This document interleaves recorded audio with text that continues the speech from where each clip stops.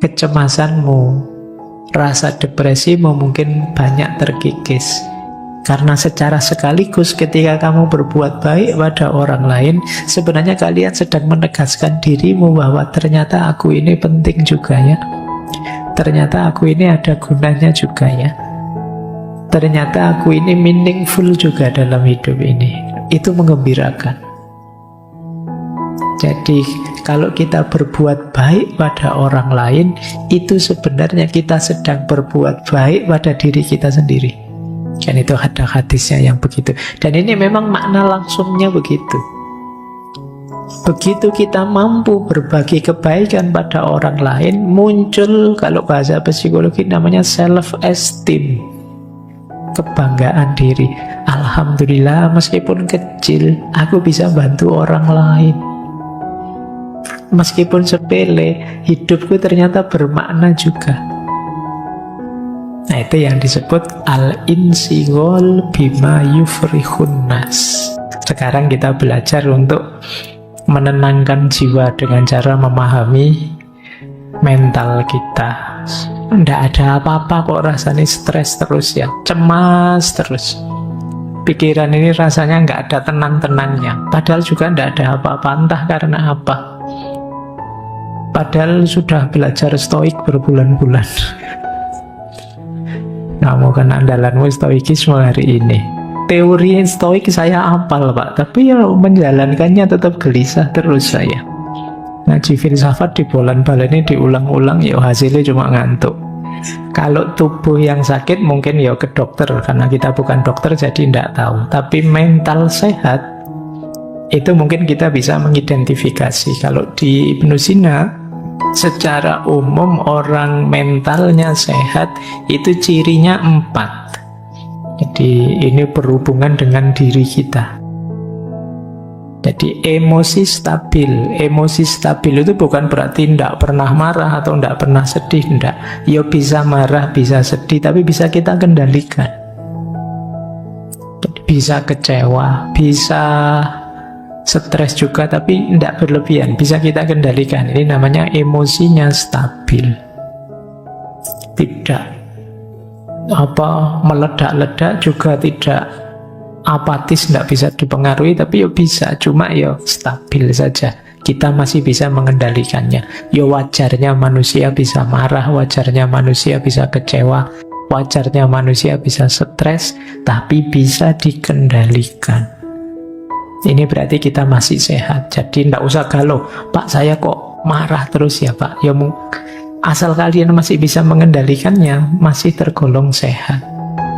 Tapi kalau kalian marah terus tidak bisa mengendalikan, lupa diri, tidak bisa kontrol diri, sehingga efeknya marah jauh lebih besar daripada sebabnya, ada yang tidak beres. Mulai harus introspeksi. Kemudian pikiran kita jernih. Pikiran jernih itu berfungsi normal. Jadi bukan berarti harus pinter selevel para filosof, tidak begitu. Pikiran jernih itu bisa kita pakai untuk hidup sehari-hari, untuk hidup normal. Kadang-kadang ada orang yang pikirannya tidak fokus, terganggu, dipakai mikir tidak bisa, buntu dan lain sebagainya. Jadi hidupnya mungkin mengandalkan insting saja, dia kalau diajak mikir tidak nyampe, bingung lah. Ini pikirannya tidak jernih, atau terganggu oleh mindset macam-macam, wawasan dari medsos apa dan lain sebagainya, sehingga tidak jernih. Maka kalau pikiranmu bermasalah, ayo disembuhkan. Jangan dibiarkan saja, karena kuncimu ada di situ. Yang ketiga, harmoni antara jasmani dan rohani. Batin harus sehat, fisik juga harus sehat, karena dua-duanya saling mempengaruhi. Nanti Ibnu Sina ini orang pertama yang punya konsep yang sekarang disebut dengan psikosomatis.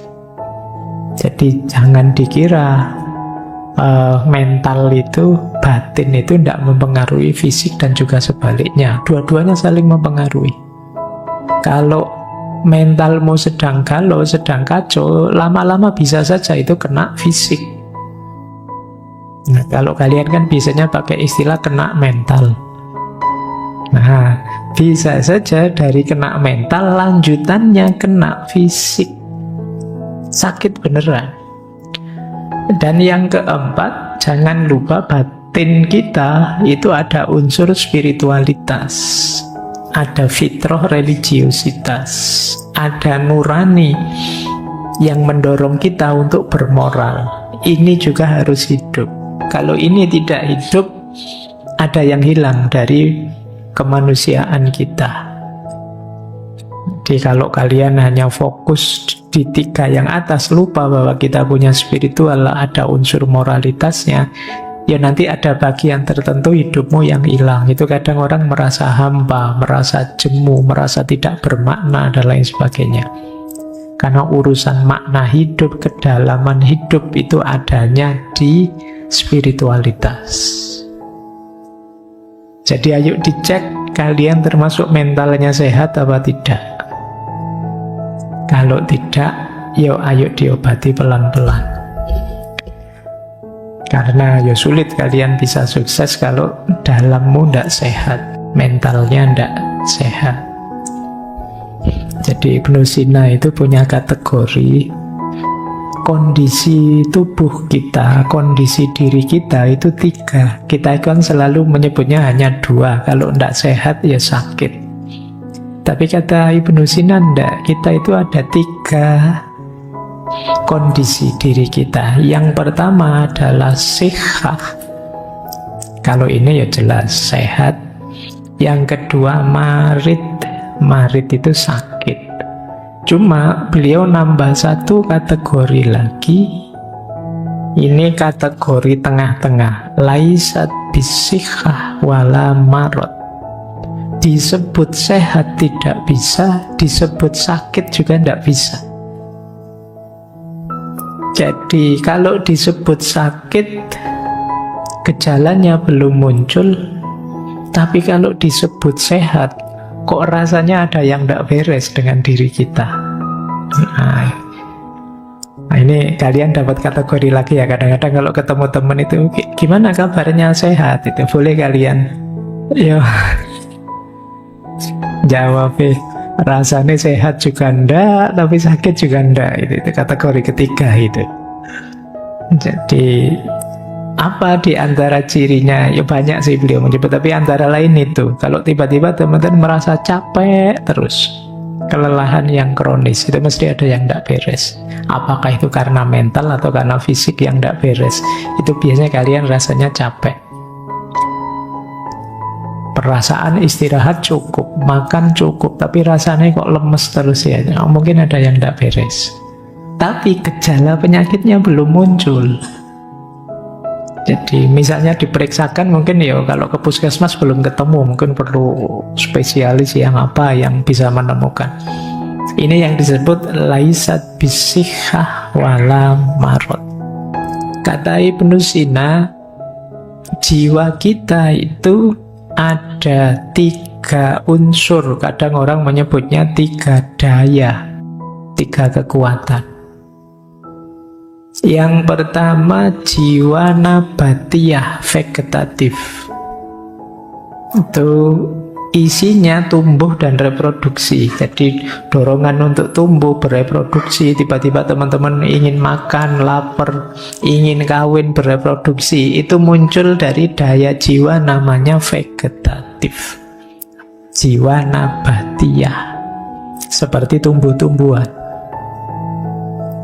Nanti ada unsur hayawaniyah.